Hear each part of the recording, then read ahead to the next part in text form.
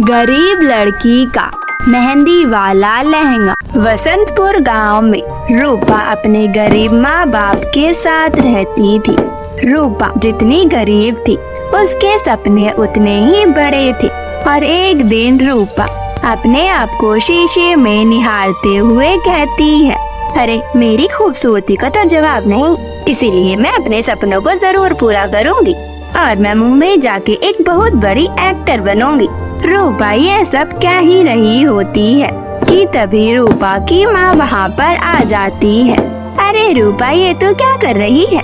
पूरे दिन तू अपना चेहरा शीशे में देखती रहती है, क्या तुझे इसके अलावा और कोई काम नहीं है क्या? अरे माँ, अपने चेहरे को शीशे में देखने से बड़ा कौन सा काम होता है? अरे माँ, अब देख लेना, मेरे इस खूबसूरत चेहरे की बदौलत आपको भी सभी लोग जानेंगे।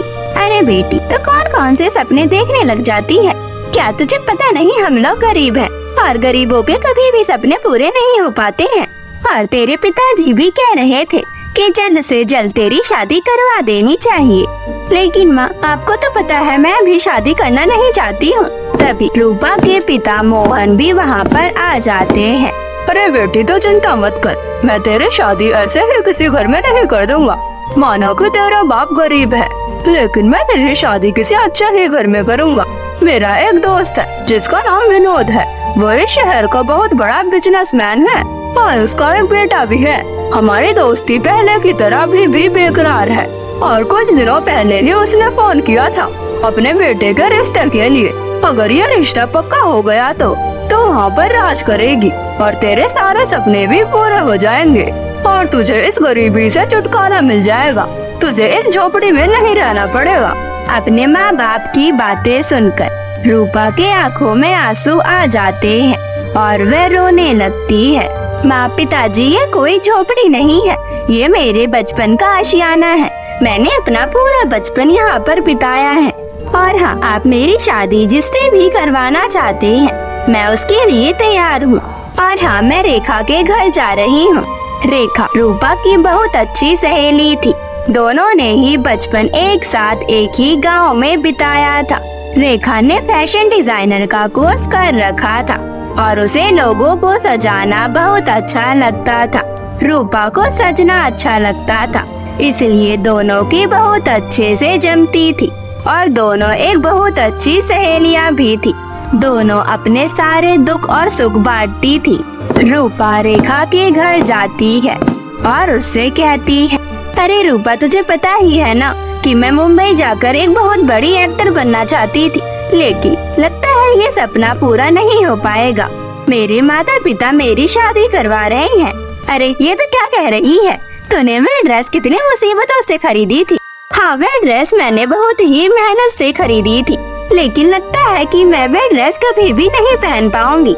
मेरा सपना था कि मैं किसी फैशन शो में उस ड्रेस को पहनूं, लेकिन अब ऐसा नहीं हो पाएगा। तभी रूपा की नजर एक एडवर्टीजमेंट पेपर पे पड़ती है और वह उसे उठाकर कहती है, अरे रेखा, ये क्या है? अरे ये दिखाने के लिए मैं तुम्हारे ही घर आ रही थी, लेकिन मैं तुम्हारी बातों में भूल गई। तुम्हें पता है, हमारे गांव में भी एक फैशन शो होने वाला है। क्यों ना तुम इसमें हिस्सा लो और अपनी वह ड्रेस पहनो, इससे तुम्हारा सपना भी पूरा हो जाएगा। पता नहीं तुम शादी के बाद इसे पहन पाओगे कि नहीं। हाँ रेखा, तुम सही कह रही हो, लेकिन ये है कब? अरे ये तो 2 दिन बाद ही है। अरे ये तो बहुत जल्दी है। अरे वो तो ड्रेस अभी फिटिंग भी नहीं हुई है, इतनी जल्दी वह ड्रेस कैसे तैयार होगी? तुम उसकी चिंता मत करो, जाओ अपने घर से वह ड्रेस लेकर आ जाओ, मैं सारा काम कर दूंगी। और वह खुशी खुशी रेखा को अपनी ड्रेस फिटिंग करने के लिए दे देती है। और अगले दिन रूपा छुपते हुए रेखा के घर जाती है।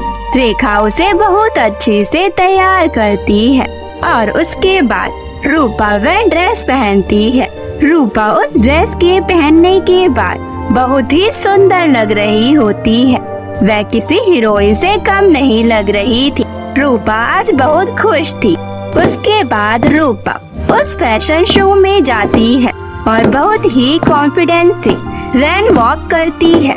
वहाँ पर आए सभी लोग रूपा की खूबसूरती को देखकर आकर्षित हो जाते हैं और सभी उसकी तारीफ करने लगते हैं। उन्हीं में से एक फोटोग्राफर जिसका नाम राहुल होता है, वह रूपा के पास जाता है और उससे कहता है, अरे आपकी ड्रेस तो बहुत सुंदर लग रही है, लगता है आपकी पर्सनल डिजाइनर है।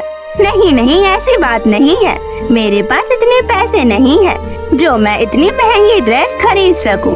ये ड्रेस तो मैंने अपने गांव की छोटी सी दुकान से खरीदी थी और इस पे मेरी सहेली ने कुछ मोतियों और कुछ फूलों से इस पे डिजाइन कर दिए हैं, तभी ये इतनी सुंदर लग रही है। और आप भी इस ड्रेस में बहुत सुंदर लग रही है। वैसे यहाँ पर तो बहुत सारी मॉडल है, लेकिन आपकी सादगी और सुंदरता के आगे कोई भी टिक नहीं पाएगा। और हाँ, आप ही इस शो की विनर होंगी। और उसके बाद रूपा वह शो जीत जाती है और राहुल को रूपा से प्रेम हो जाता है। इसलिए अगले दिन जब महेश अपने बेटे अनुज से कहता है, अरे बेटा जल्दी से तैयार हो जाओ, तुम्हें मेरे दोस्त के घर लड़की देखने के लिए जाना है। नहीं पिताजी, मुझे कोई लड़की देखने नहीं जाना है, मुझे पहले से ही एक लड़की पसंद आ चुकी है। अरे बेटा तुम वहाँ पर चलो तो सही, वहाँ पर जाने के बाद तुम भले ही मना कर देना। उसके बाद महेश मोहन के घर जाता है। राहुल राखी को देखकर उस रिश्ते के लिए हाँ कर देता है। उसके बाद यह रिश्ता पक्का हो जाता है। राहुल अपनी शादी की तैयारी मुंबई के एक बहुत बड़े रिजॉर्ट में करवाता है, जहाँ पर मुंबई के बहुत ही बड़े बड़े लोग भी आते हैं और रूपा भी लड़कों की तरफ से आए हुए लहंगे को पहनकर तैयार हो रही होती है। रेखा उसे तैयार कर रही थी। रूपा, अब तुम तैयार हो चुकी हो, चलो नीचे चलते हैं। रूपा थोड़ी दूर चलती है कि तभी उसका पैर लाइटों की तारों में फंस जाता है और वह गिर जाती है, जिसकी वजह से रूपा का लहंगा भी फट जाता है।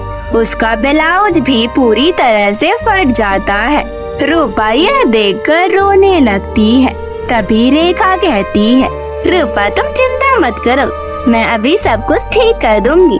लेकिन ये सब तुम कैसे करोगी, ये तो फट चुका है।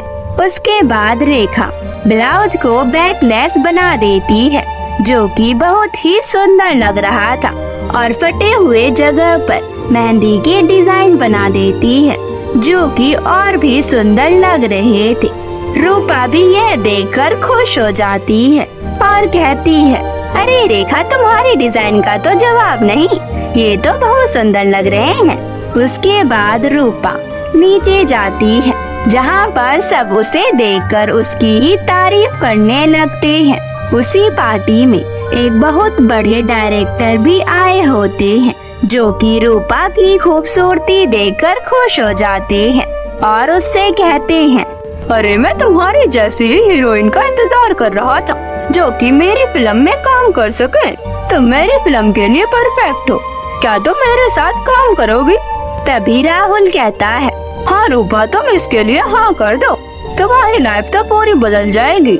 ये बहुत बड़े डायरेक्टर हैं। अच्छा रूपा, पहले तुम ये बताओ कि तुम्हारी ये ड्रेस किसने डिजाइन करी है? मुझे भी ऐसे ही डिजाइनर की जरूरत है, जो कि नए नए डिजाइन बना सके। उसके बाद रूपा अपनी दोस्त रेखा के बारे में बताती है, जिसके बारे में सुनकर फिल्म डायरेक्टर बहुत ही खुश हो जाते हैं और वह भी रेखा को अपनी फिल्म के कॉस्ट्यूम के लिए रेखा को रख लेते हैं। रेखा भी बहुत खुश हो गई थी और कुछ ही देर बाद रूपा और राहुल की शादी हो जाती है। और शादी होने के बाद रूपा फिल्मों में काम करने लगती है। रेखा भी एक बहुत बड़ी फैशन डिजाइनर बन जाती है। दोनों सहेलियों की अब जिंदगी बदल जाती है। दोनों के पास खूब पैसा होता है। वह दोनों एक अच्छी जिंदगी जीने लगती हैं।